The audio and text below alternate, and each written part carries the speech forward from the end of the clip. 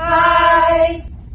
Welcome to C-arm 101. In today's video, we will be discussing the C-arm. The objective of this video is to provide a comprehensive overview of the C-arm, including what it is, where it is used, and how to use it. So what is a C-arm? A C-arm is a medical imaging device used in diagnostic X-ray to take images and videos. There are many different environments you can use a C-arm, such as fluoroscopy, pain clinic, urology, and surgery. Let's go over the different parts within the C-arm. Before working with the C-arm, you have to wear a lead apron, thyroid collar, and dosimeter at the level of the thyroid. If you are pregnant, you must also wear one at the waist and underneath your lead. Let's go over the different parts within the C-arm. On the lower part of the C-arm, you have the X-ray tube and the collimator. The X-ray tube converts electrical energy of the generator to the beam. The collimator contains multiple sets of shutters that refine the beam. On the upper portion of the tube, you have the image intensifier, which converts X-rays to photoelectric energy, and the X-ray generator, which produces electrical energy and allows for your selection of kVp and MA. Next, let's take a look at the proper way to turn the C-arm on, send images, and turn the C-arm off. To turn the C-arm on, plug the interconnect cable from the monitor into the C-arm and make sure that the red dots align. Next, plug the power cord from the monitor into the wall outlet. Then, turn the power button on.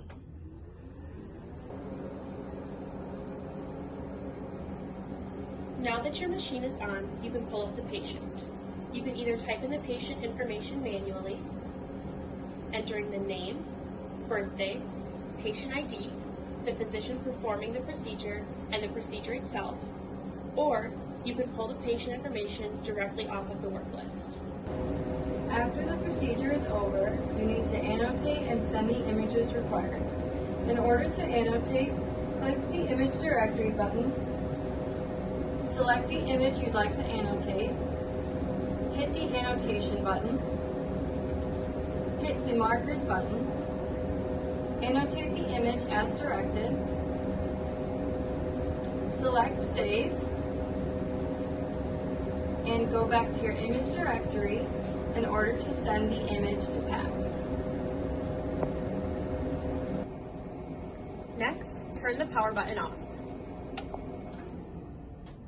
Next, disconnect the power cord from the wall outlet. Finally, disconnect the interconnect cable from the C-arm. Next, let's take a look at how to use a C-arm. There are several buttons on a C-arm that you will need to use during a procedure. In certain environments, your C-arm will need to be draped. Either the scrub tech or someone else in the room will drape your C-arm for you. After the C-arm is draped, you cannot touch the part that is draped. If you touch the part that is draped, you will contaminate the sterile field and your C-arm will need to be re-draped. Now let's go over the functions of the pedal on your monitor and C-arm. In order to lock your monitor, you will be pressing the foot pedal down.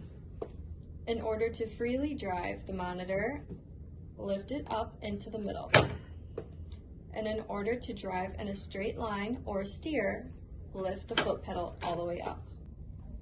In order to lock the C-arm, you can push the pedal all the way back or all the way forward.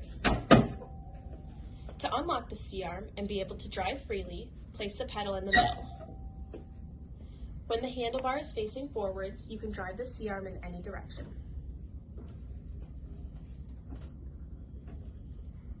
When the handle is facing to the side, you can only drive left and right.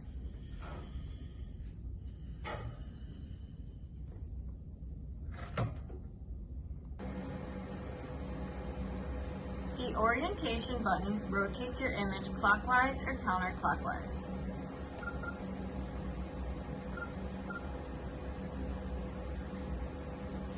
The R's flip your image over a vertical or horizontal axis.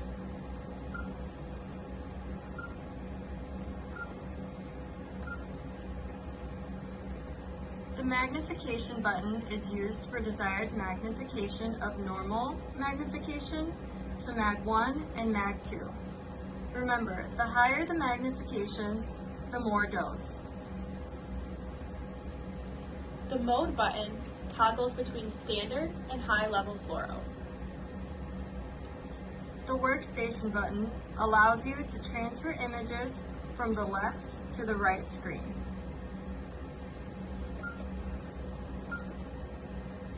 In order to save, you press this button to save the current image on the screen. The iris collimation is collimation that will give you a circular presentation.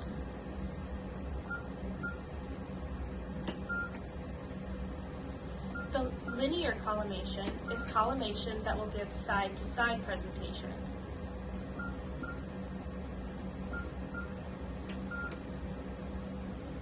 After using linear collimation, the rotate collimation turns your linear collimation.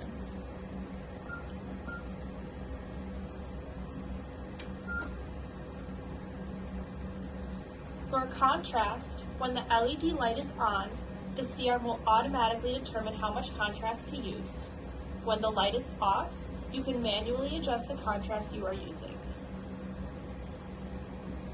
For auto technique, when this LED light is on, the C-arm will pick your technique for you.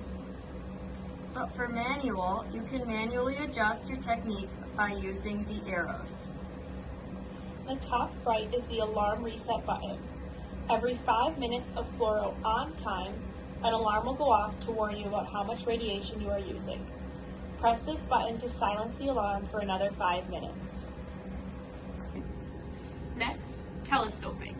While in an AP view, telescoping can help center over the part of interest.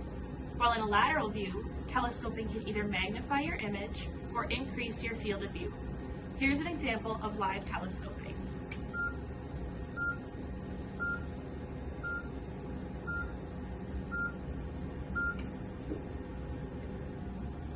In order to get a lateral view, you need to oblique your C-arm.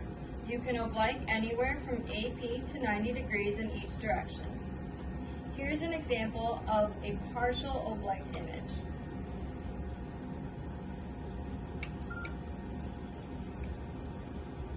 And here's an example of obliquing all the way to lateral.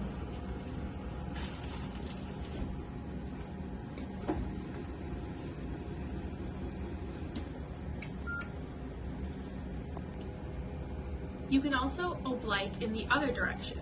This is called canting, and it can give you a caudal or cephalic angle. This is most often used to ensure the part of interest is in a true AP, especially the spine. Here's an example of an image that doesn't have a cant angle on it, and here is what it looks like when you live cant.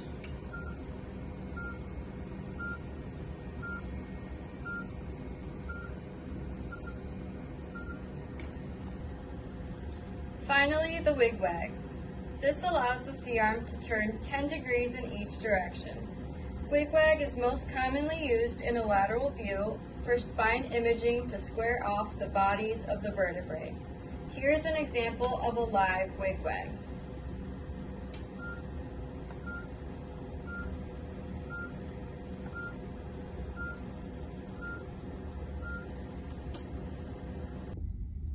Perhaps the most intimidating part of using the C-arm are the C-arm movements.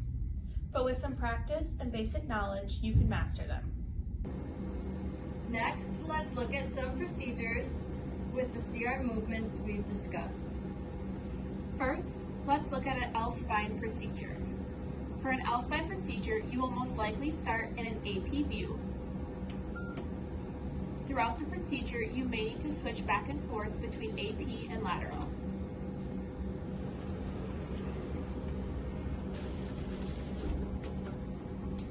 Notice how you may have to move several different movements or press several buttons at the same time. Once you are in a lateral, the surgeon may have you wigwag to square off the bodies of the vertebrae.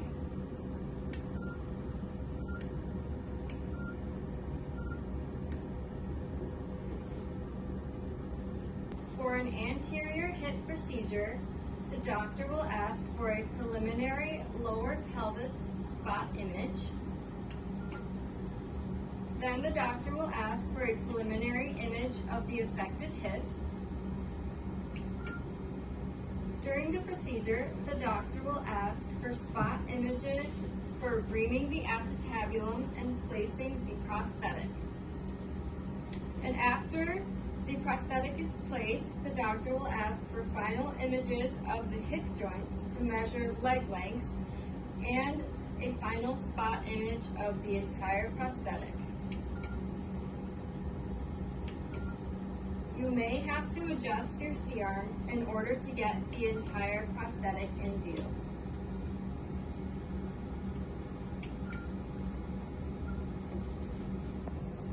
For a pacemaker insertion procedure, you will start at the left upper part of the lungs. The doctor may have you move during the procedure to cover the area he is working on. Towards the end of the procedure, you will need to include the entire lateral border of the lungs to ensure there is no fluid or punctures that occurred in the procedure. The best way to do this is start at the bottom portion of the lungs, making sure you include the bottom ribs. Go live while wigwagging all the way up to the top ribs.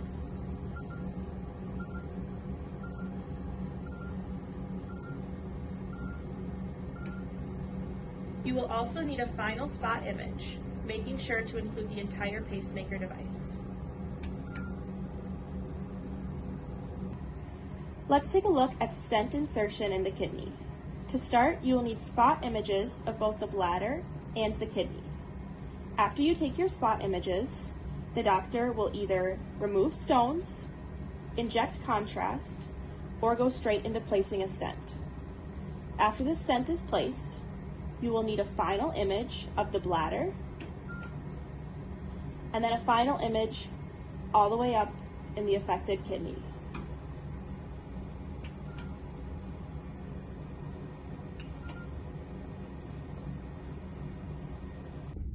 That's it for this video. Thanks for watching, and we hope this video was a helpful introduction to the C-arm.